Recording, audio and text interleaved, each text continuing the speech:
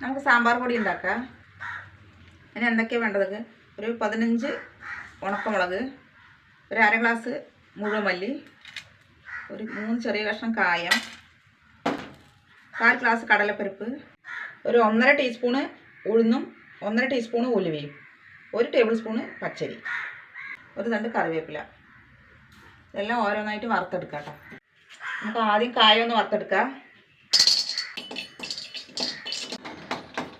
കായം ആയി നന്നായി പൊള്ളി വന്നു. ഇനി നമുക്ക് മുളക് ഇട്ട് കൊടുക്കാം. ഇതൊക്കെ കഴുകിയതാണ് കേട്ടോ, കഴുകി ഉണക്കിയതാണ്.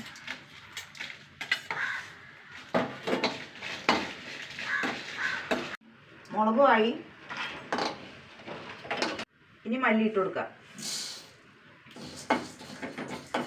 ഇതൊക്കെ ചെറിയ തീയിൽ വേണം വറുത്തെടുക്കാൻ. മല്ലി ആയിട്ടാ.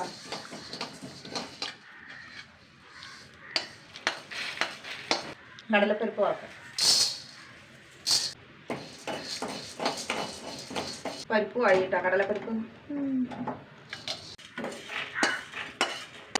നമുക്കിനി അരിയും ഉഴുന്നും ഉലുവയും ഒപ്പം വറുക്കാട്ടോ. ഒരു തണ്ട് കറിവേപ്പില.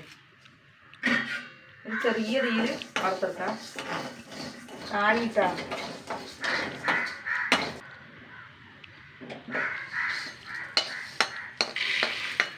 കുറച്ചുള്ളത് കൊണ്ടാണ് 3 കൂടി ഒന്നായി വറുത്തത്. കൂടുതൽ ഉണ്ടാക്കുകയാണെങ്കിൽ എല്ലാം ഓരോന്നോരോന്നായി വറുത്തത്. എന്നാലും അതിന് മൂപ്പ് കറക്റ്റായിട്ട് കിട്ടുള്ളൂ. നന്നായി പൊടിച്ചിട്ട് വരാം ആറിയിട്ട്. എന്നിട്ട് നമ്മുടെ സാമ്പാർ പൊടി പൊടിച്ചിട്ട് വന്നിട്ടുണ്ടോ? നല്ല ഫൈനായിട്ട് പൊടിച്ചിട്ടോ. നമ്മൾ വീട്ടിൽ പൊടിക്കാത്തവരൊന്ന് പൊടിച്ചിട്ട് ഉണ്ടാക്കി സാമ്പാർ വെച്ച് നോക്കുക. അടിപൊളി ടേസ്റ്റാണ്. അപ്പോൾ ഇഷ്ടപ്പെട്ടാൽ സബ്സ്ക്രൈബ് ചെയ്യുക, ഫോളോ ചെയ്യുക.